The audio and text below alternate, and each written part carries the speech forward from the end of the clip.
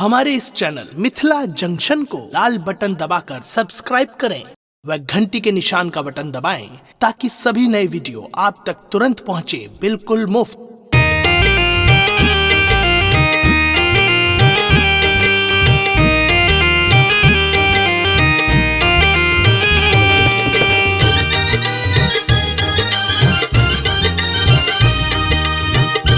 अपने सुन रहल छी गंगा कैसे के प्रस्तुति। अहीं लेल हम भेलू पागल, अहीं सच हमर दिल लागल।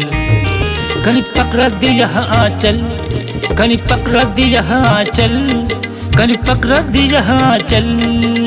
अहीं लेल हम भेलू पागल, अहीं लेल हम भेलू पागल।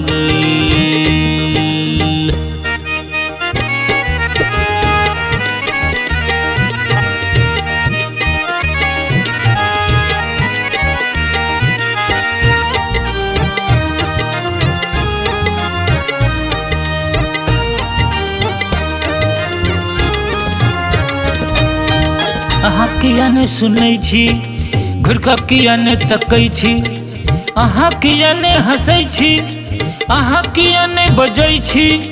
अहीं लेल हम मातल, अहीं लेल हम मातल, अहीं लेल हम मातल। कनी पकड़ दिया आंचल, कनी पकड़ दिया आंचल, कनी पकड़ दिया आंचल। अहीं लेल हम भेलू पागल, अहीं लेल हम भेलू पागल।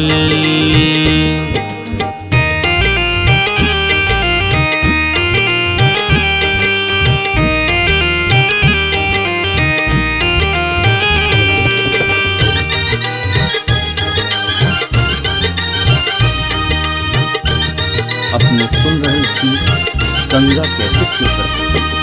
अहाँ त रूपक धनी छी, अहाँ त मृग नयनी छी।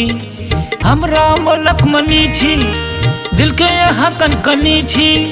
अहीं लेल हम घायल, अहीं लेल हम घायल, अहीं लेल हम घायल। कनी पकड़ दिया आंचल, कनी पकड़ दिया आंचल, कनी पकड़ दिया आंचल। अहीं लेल हम भेलू पागल,